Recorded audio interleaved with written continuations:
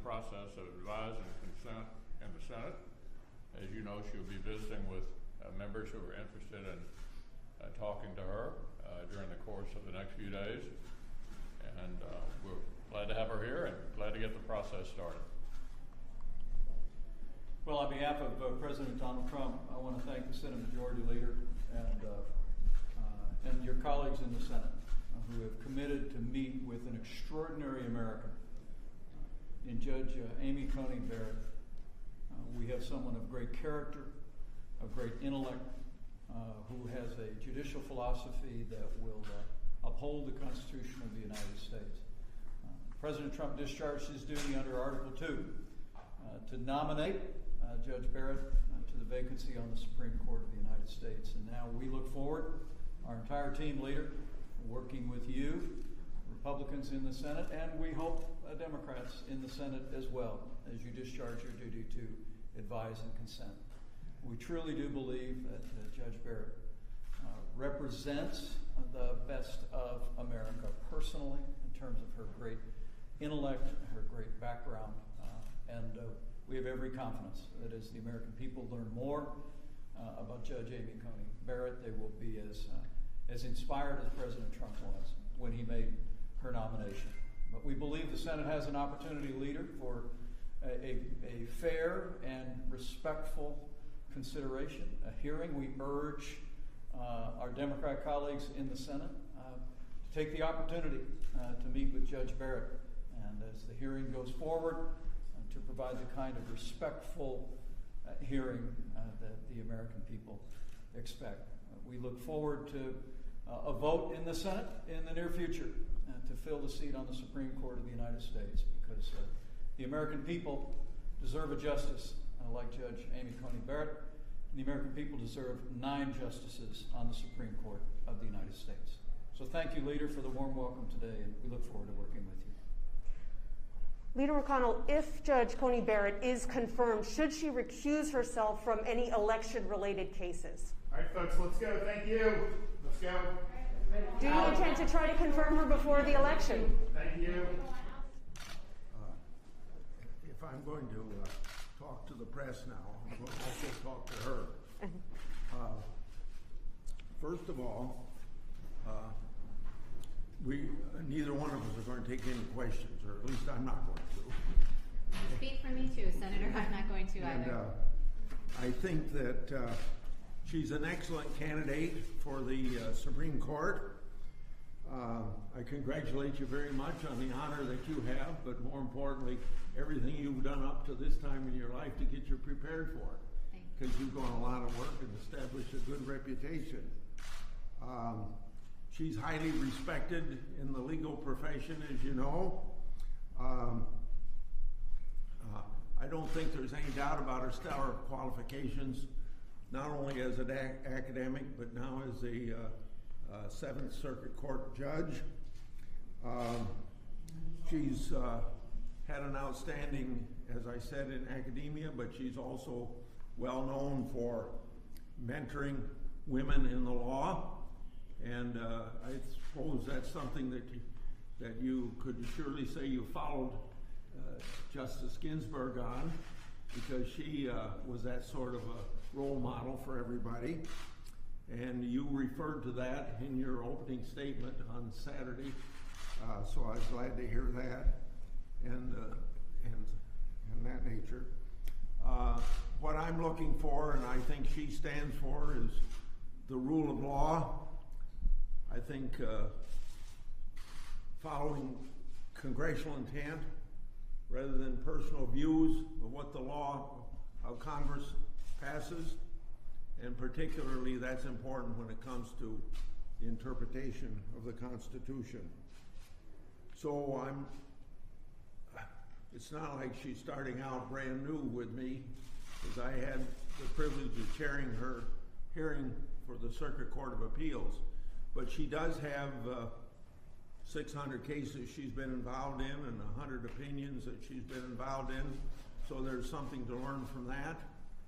But with her reputation, I would say that she's got a good chance of getting my vote for the United States Senate. But I usually don't say that till everything's over. But Judge Barrett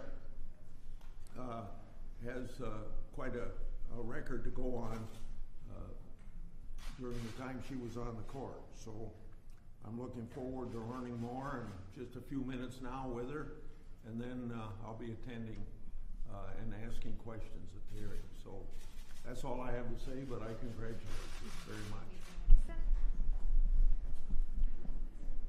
Skills down, please. Apologize. There goes wrong. Well, I suspect all judiciary committee members will want to meet with you before. Thank you. Senator Crapo, should Judge Barrett be confirmed before the election? I'm not going to make any comments about that right now. I don't set the schedule. She recused herself from the ACA decision, given that the oral hearings are only 6 days after, and that's not a whole lot of time. We're done. Thank you. Let's head out. Well, it is a terrific pleasure to have the chance to sit down and visit with Judge Barrett. I have to say, she brings to this nomination impeccable credentials. She graduated #1 in her class from Notre Dame Law School. She clerked for the great Justice Antonin Scalia. She's been a law professor at Notre Dame for 20 years. She's one of the most respected federal appellate judges in the country. And somehow she manages to do all that while being a mom to 7 kids, which I have to admit, I don't know how to even do the latter, much less do everything else that Judge Barrett manages to do at the same time. I think President Trump made a terrific selection in nominating Judge Barrett. This is why the American people elected President Trump. In 2016, there was a sharply differing vision for the kinds of justices that would be appointed to the court. Hillary Clinton promised to nominate judicial activists who would legislate from the bench. She promised to nominate justices who were committed to overturning fundamental protections on things like the Second Amendment, things like free speech. And Donald Trump presented a very different vision for what Supreme Court justices and judges should do.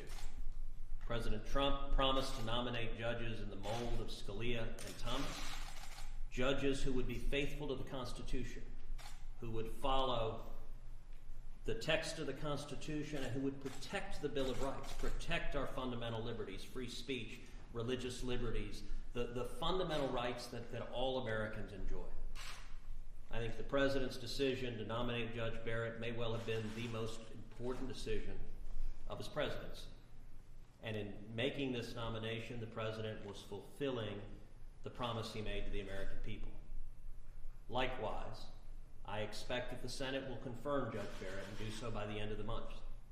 And when the Senate does so, we will be honoring the promise we made to the American people to confirm principled constitutionalists to the Supreme Court. The next few weeks promise to be a circus. Unfortunately, I expect my Democratic colleagues to do everything they can to attack Judge Barrett. We've already seen the beginning of this, to attack her family. The attacks have been despicable, and I very much hope we don't see them recreate the personal smears that marred the Kavanaugh confirmation hearing. Regardless, the Senate's going to do our job and honor our promises to defend the Constitution. Senator Cruz, if Judge Barrett is confirmed, should she recuse herself from election cases in the next couple of months? Of course not. The entire reason that the Senate should act and should act promptly to confirm a 9th justice is so that the Supreme Court can resolve any cases that arise in the wake of the election. This election is a close contested election. Joe Biden has already stated that if he doesn't win, he intends to contest the legitimacy of the election.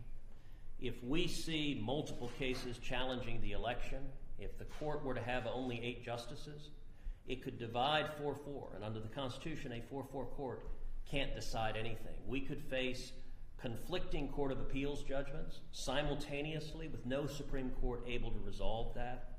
That would be an untenable situation. It would create a constitutional crisis. That's part of the reason the Senate needs to act and act swiftly, so that we have 9 justices.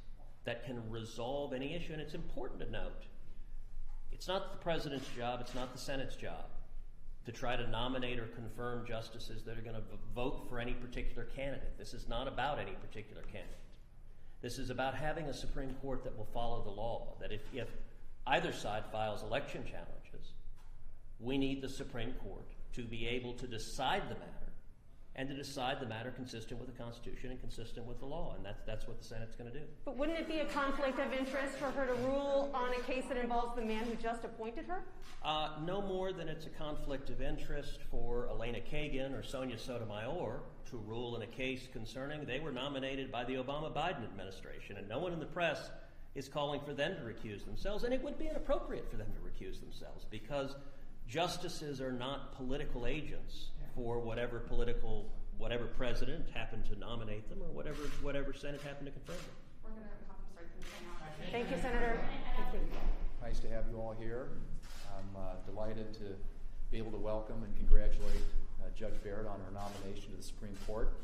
I'm looking forward to getting the opportunity to talk with her a little bit about her judicial philosophy and her background and her experience, and then also whether or not she thinks Hoosiers is the greatest movie ever. So, anyway, we're looking forward to a good fulsome discussion and obviously a process that gives due time and consideration for individual senators to articulate their views, ask their questions, and then we're looking forward to moving forward with that process and getting her a vote. So thank you all for being here. We're going to shut her down and start talking. Senator Thune, some of your Democratic colleagues say they won't participate because they feel that the process is illegitimate. Do you have any reaction to them? It's very legitimate. It's very constitutional. Thanks, guys.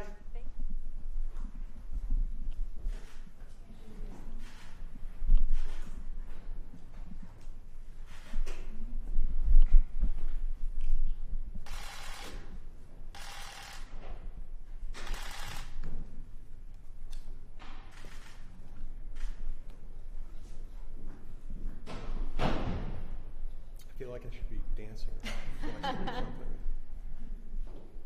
Okay, folks, let's wrap it up. Senator, are some of your Democratic colleagues wrong for refusing to meet with Judge Barrett? I'll be happy to take questions after the meeting. Okay, thank you. Thank you. Congratulations. Thank you very much, Senator Graham. I will be spending a little time with Judge Barrett today, but we'll meet again, I'm sure. And the bottom line is I want to compliment the President for nominating Judge Barrett. I want to compliment you for living such a stellar life in the law and otherwise. I think you're one of the most qualified people who will ever be nominated to the Supreme Court. You just knocked it out of the park as a law professor, as a lawyer, and I think you're just an outstanding judge, ready for the promotion. The question for the country is this ready, this lady ready to be promoted? I think the answer is yes. I think she's done everything anybody could hope a nominee for the Supreme Court would do in their life. You've lived an incredibly eventful life. You're really good at everything you've chosen to do, from being a law professor to law clerk to being a judge at the circuit level. So I think you're well prepared, and I think the American people are going to see over the coming days someone who is very capable of understanding the difference between personal beliefs, whatever they may have. We all have personal beliefs, and that of being a judge, and I think America is lucky to have you to be nominated. So thank you. Thank you, Chairman. Senator Graham, if Judge Barrett is confirmed, should she recuse herself from any cases involving the election that involve the man who just appointed her? I think that is one of the most absurd ideas I've ever heard. There is no legal disqualification. She doesn't have a legal conflict. You know, she doesn't decide the election, so she gets to vote like everybody else. But no, that's a ridiculous idea that she can't hear election claims because she was nominated in an election year. Okay? Do you worry that your role in this process is hurting your re-election bid? I have a lot of worries. That's not one of them. I'm really excited about being the chairman of the Judiciary Committee at a time I can help shepherd a qualified nominee through the process. The reason we run for office and do all the things we do is for these moments. This is the Super Bowl of sort of what a chairman would do. I'm just excited about it. I think people in South Carolina are enthusiastic about conservative judges being on the Supreme Court. And we'll soon know in South Carolina how this plays out. But I'm not worried about how it affects me. I'm just excited about how it affects the country. I think it will affect the country over a long period of time in a very positive way, and I'm confident that people in South Carolina are going to see Judge Barrett as exactly the right person at the right time. And what do you say to Democrats who don't want to participate in the kind of meeting that you're having right now? They say that this process is illegitimate. You know, they're missing a great opportunity to talk to somebody and find out more about them. The hearing will be challenging. I'm committed to making sure my Democratic colleagues have a couple of days to question, like we always do, have an opening statement, and we have outside input. So we're going to have a full, challenging, but I think fair and respectful hearing. And it's up to every senator as to what they will or will not do. What will I do? I will process this nomination consistent with the rules of the committee, and look forward to the coming days here. It's going to be a lot of fun. And to the American people, this is a chance to sort of see how the system works, you know, what the role the Senate plays, and, you know, how a judge interacts with the law. And I think it's just an exciting opportunity, particularly for young women, to see somebody like Judge Barrett move up the ladder, so to speak. Thank you all. Thank you. Thank you. Very much.